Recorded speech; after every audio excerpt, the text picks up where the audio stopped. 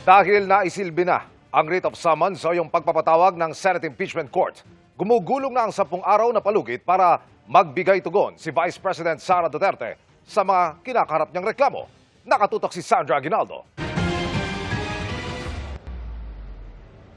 Bandang alas 10 ng umaga, umalis sa Senado ang van na ito, dala ang summons ng impeachment court para kay Vice President Sara Duterte. Wala pang isang oras, naihatid na ito sa Office of the Vice President.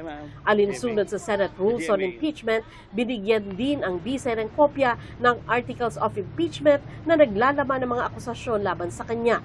Ayon sa staff ng Senado, walang naging aberya sa pagsisilbi nila ng summons o dokumentong nagpapatawag sa bise. Nabigay na po, smooth naman, maayos, may tumanggap. Simula na rin ang 10 araw na palugit sa bise para sumagot.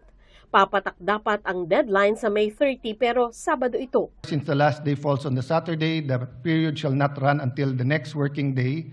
Accordingly, the deadline for respondent to file her answer is on Monday, 01 June 2026. Kasunod ng pag-aabot ng summons, ang pre-trial o pagkikita ng magkabilang panig bago ang mismong trial para pag-usapan ang ilang issues na magpapabilis sa takbo ng pagdinig.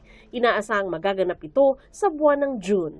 Wala namang katiyakan kung gaano katagal ang trial mismo. Ang impeachment trial ni dating Supreme Court Chief Justice Renato Corona halimbawa, inabot ng mahigit 5 buwan mula December 14, 2011 nang mag-convene ang impeachment court hanggang matapos ang trial noong May 29, 2012. Sa impeachment trial naman ni dating Pangulong Joseph Estrada, nag-convene ang impeachment court ng November 20, 2000 hanggang masuspend ang trial ng January 17, 2001.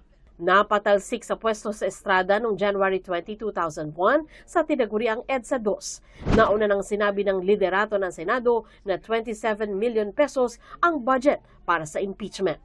Sandra Aguinaldo, Nakatutok, 24 Oras.